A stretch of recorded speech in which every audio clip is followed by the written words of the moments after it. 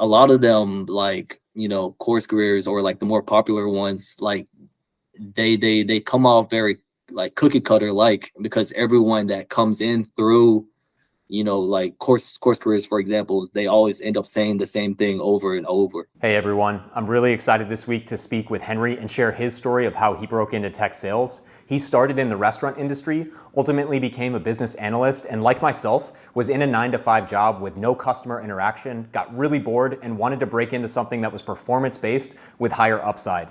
In addition to his own experience breaking in, he also spent a lot of time researching if a boot camp was the path for him. But nonetheless, really appreciate your time, and I know you're gonna get a lot out of Henry's experience.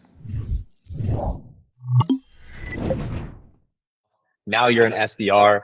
I would love to learn and kind of set the stage for everyone with where you were at, prior to looking at tech sales as a career. Right. Yeah. So, to not fully, dive into my life story or anything like that. I just started off as like a server working before I graduated college. And then once I did, I finally landed like a big boy job, at being a data analyst for a hotel company. And from that job, I was just 100% based remote. I wasn't talking to anyone during my day to day. I was just crunching numbers all day long. And I quickly realized that this type of job wasn't for my personality type. I like to go out and interact with people, just have human interactions. I feel like is what fits my personality type. So then that's when I decided to look for jobs that pays a lot, but also required me to communicate with people. And that's when I found out that there's nothing like sales industry, like really sky's the limit, honestly, whenever it comes to how much you can get paid. Well, of course there's a limit, but it's a pretty tall ceiling, to be honest. But then so then I started picking up a job in door-to-door sales, 100% base commission. I was working a lot of hours, so I mean, just saying that already, like one person can only last so long at that position. And then tech sales has always been in the back of my mind. So that's whenever, once I realized, I was like, okay, I'm getting kind of burnt out with door to door. That's when I started diving deeper into tech sales, and then one thing led to another, and then that's why I'm here today. Credit to you. I know you worked really fast in this process once you joined Tech Sales Ascension. I think you got a job in what, month and a half.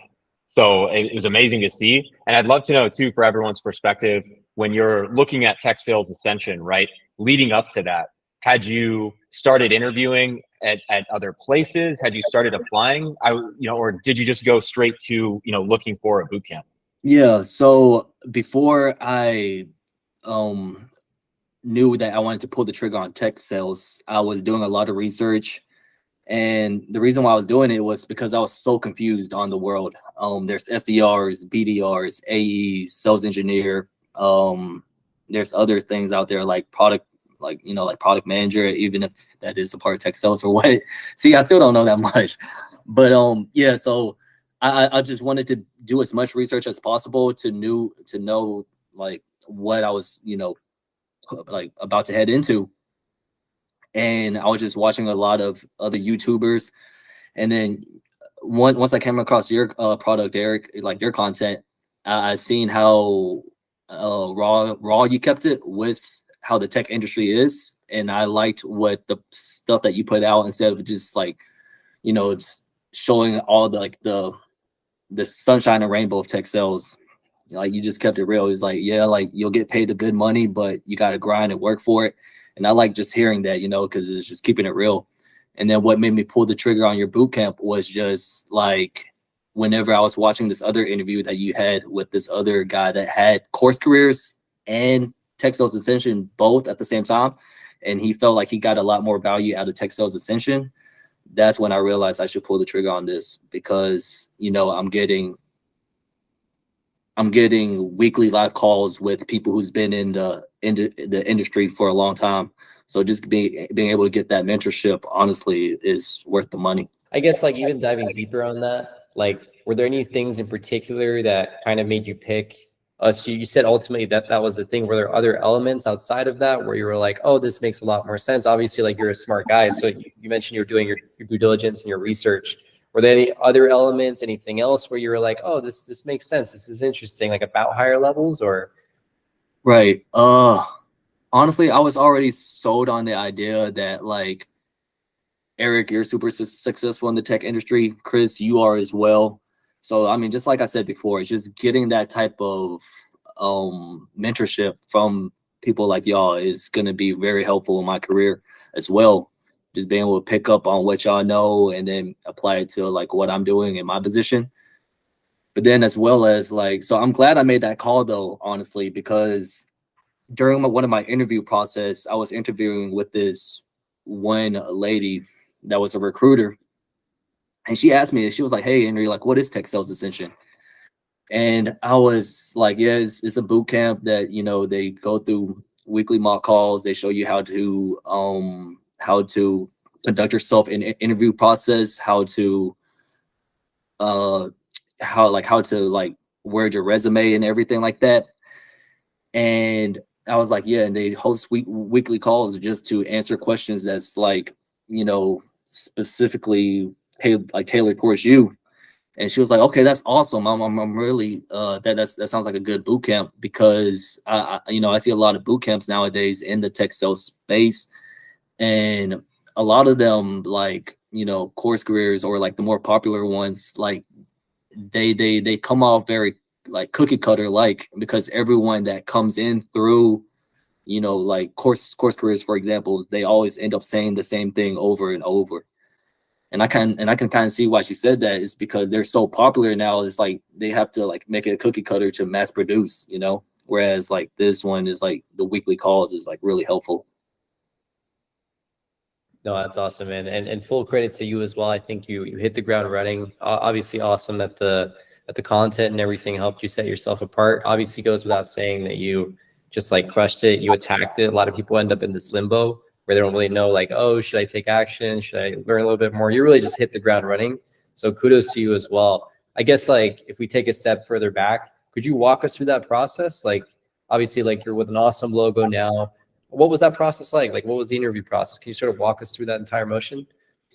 Yeah. So, like once I learned best practices to use to apply for company, I just started applying, mass applying everywhere. Even for companies really that I didn't see myself being with, I just wanted to do it, honestly, just to get the interview practice in, like being able to be in that type of scenario, I feel like would be helpful. But then once I landed with Corpay, it was a very, honestly, it was a pretty simple process. I went through 2 different interviews, one with 2 of my potential future leaders. That lasted for about 40 minutes. And then after that, with the sales manager.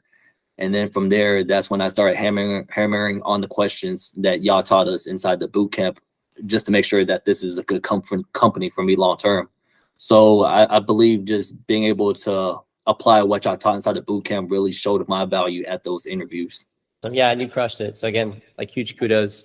I guess in conclusion, like, any tips, like, for one, your younger self, maybe before you went into this process, any tips that would really help you out, or even for other folks out there that are like currently evaluating tech sales, looking at it, thinking, hey, can I do it? Can I not do it? Do you have any tips to your former self and all these folks out there that are listening in? Yeah. So I say tip number 1 is really building up your LinkedIn profile.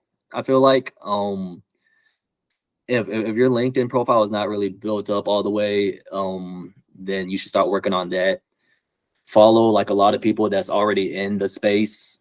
From there, like once you're scrolling on LinkedIn all day, you'll just be able to see what SDRs are currently talking about, see how they think, and then you get more immersed into that type of lifestyle, as well as that's how you'll find a lot of opportunities as well, because that's just like a really good networking platform to use. And then honestly, just getting a boot camp, because like that's what I did before I started applying, and I feel like that really helped me a lot, which is like there's a lot of boot camps out there whenever it comes to tech sales. So really just do your research and just see which one you feel like would work best for you based off your personality type or preferences or whatever. And then just really going in with that, I feel like just being able to have guidance from point A to point B and so on, instead of you going through the mistakes and wasting your time, just invest some money on the front end, and then on the back end, you'll save time and money long term. But no, in credit to you, I think, the information and the things that we do to help students is always great. But at the end of the day, you ran with this and made it happen faster than most. So really excited to see where it takes you. And Henry, really appreciate the time today. Yeah, of course. Well, you have a good rest of the day, man. It's been fun being on this interview thing. It's cool watching you and then now being on it.